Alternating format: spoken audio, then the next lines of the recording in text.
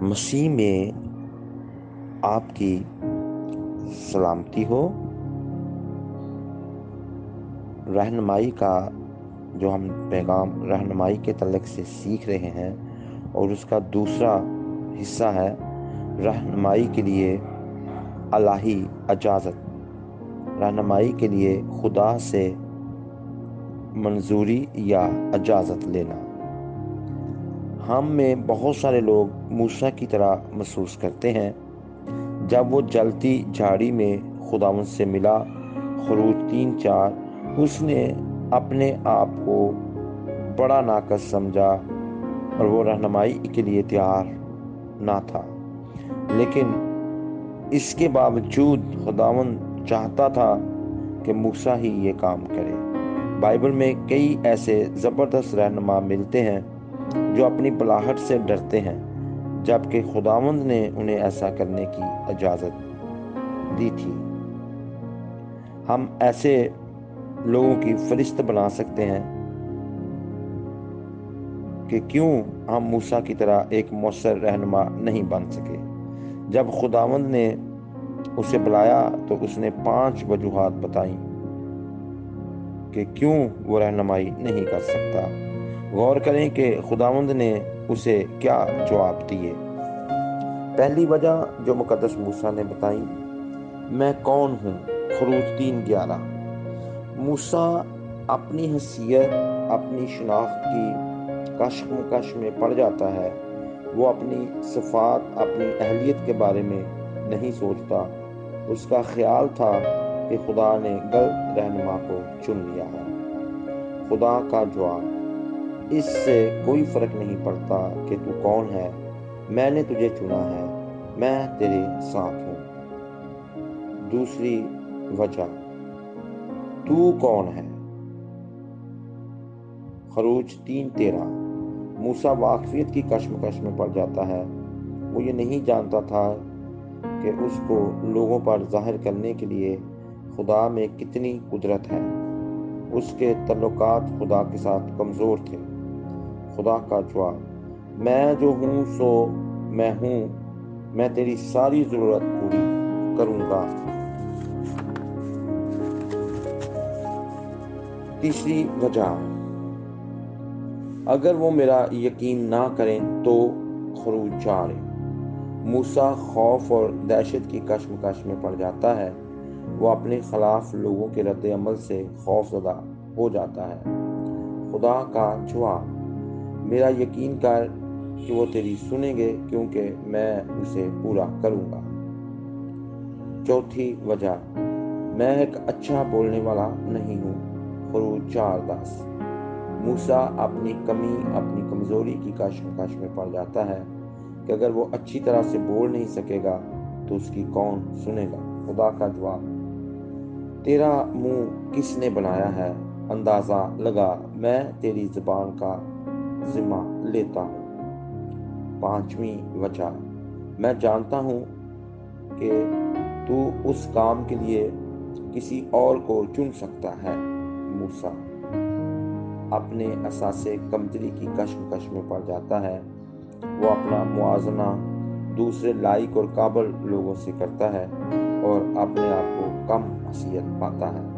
خدا کا جواب، ٹھیک ہے، میں تیری مدد کے لیے ہارون کو تیرے ساتھ بھیجوں گا، لیکن میری بلاہٹ پھر بھی تیرے ہی لیے ہے۔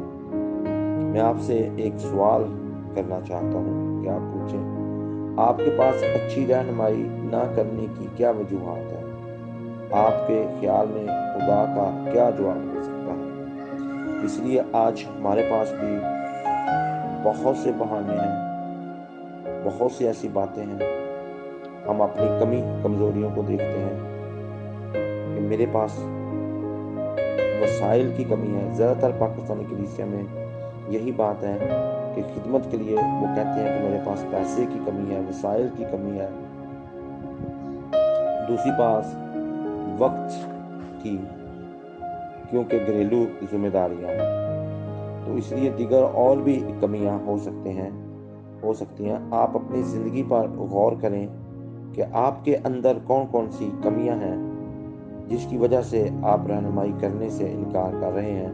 तो उसके बारे में सोचें कि खुदा का क्या जवाब है। जैसे जनाब मूसा को खुदा ने जवाब दिए, वो आपको भी जवाब देने के लिए तैयार है अगर आप रहनुमाई करने से इनकार कर रहे हैं। तो आपने अपनी कमियों कमजोरियों को नहीं देखना, आपने खुदा को देखना है कि खुदा के पास कितनी बड़ी कुदरत है, खुदा के पास कितने वसाइल हैं कि वो ऐसा कर सकता है। मैं आपको एक मिसाल देना चाहता हूँ कि रेनॉल्ड बॉन्की आग के ज़रिए बिशारत, जब उनकी किताब आप पढ़ते हैं तो वो कहते हैं कि हमने एक इबादत करवानी थी और मैंने अपनी सेक्रेटरी को फ़ोन किया, तो उनकी सेक्रेटरी कहती है कि पूछा कि कितने पैसे हैं अकाउंट में, वो कहती है 0। तो उन्होंने कहा मेरे पर्सनल अकाउंट में देखो, उन्होंने कहा वहाँ पर भी 0। तो उन्होंने बड़ी इबादत करनी थी, उन्हें बड़े पैसा चाहिए था और उनके पास कुछ भी नहीं था।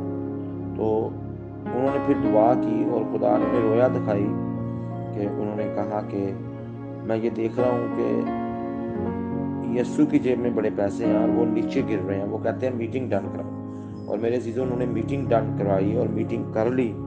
तो फिर क्या हुआ कि इतना पैसा इकट्ठा हो गया कि उनकी उस इबादत का भी पैसा पूरा हो गया और दूसरी इबादत के लिए भी पैसा जमा हो गया। इसलिए रुपया पैसा हमारे लिए मसला नहीं है, वसाइल मसला नहीं है, खुदा की मर्जी मसला है, अपने आप को खुदा के अख्तियार में देना मसला है। बहुत से लोग अपने आप को खुदा के अख्तियार में नहीं देते। ज़रूरी बात है कि हम अपने आप को खुदा के अख्तियार में दें, फिर वो हमारे अंदर अपना अख्तियार बढ़ेगा, फिर वो हमारे अंदर अपना असर डालेगा। जब उसका असर हमारे अंदर आएगा तो फिर आगे सारे काम वकूअ में आना शुरू होंगे।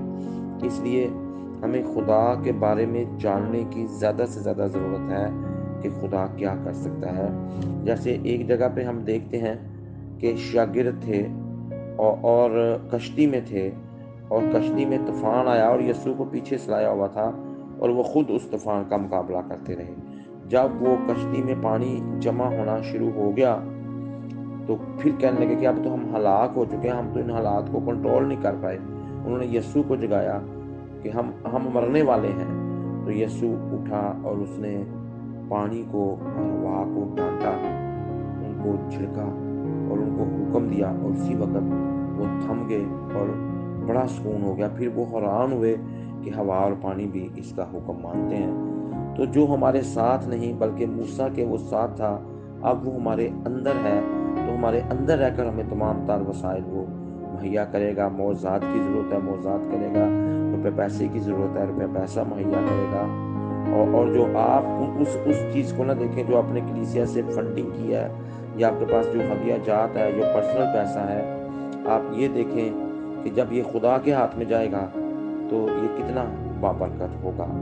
जैसे 5 रोटियां और 2 मछलियां जब यीशु के हाथ में गई तो 5,000 वहाँ पर जिक्र मिलता है कि मर्द थे, तो औरतें बच्चे काउंट नहीं हुए, तो तकरीबन ये 20,000 लोग थे, सब शेर हो गए और 12 टुकड़े बच भी गए। इसलिए आपको खिदमत करना चाहते हैं, कुछ भी करना चाहते हैं, कोई काम करना चाहते हैं, तो अपने पैसे को खुदा के हाथ में दें और उनमें ऐसा असर पैदा कर देगा, उनमें ऐसी बरकत पैदा कर देगा कि आप की सारी ज़रूरियात पूरी होकर भी बकिया बचेगा। इसलिए खुदावंद ने अगर आपको रहनुमाई के लिए बुलाया है तो आप उसके हाथ में जाएं और वो उसके अख्तियार में जाएं, तो फिर देखें कैसे काम होता है। सो कलाम हक का सुना जाना हमारे लिए बाइस बरकत, बाइस मसरत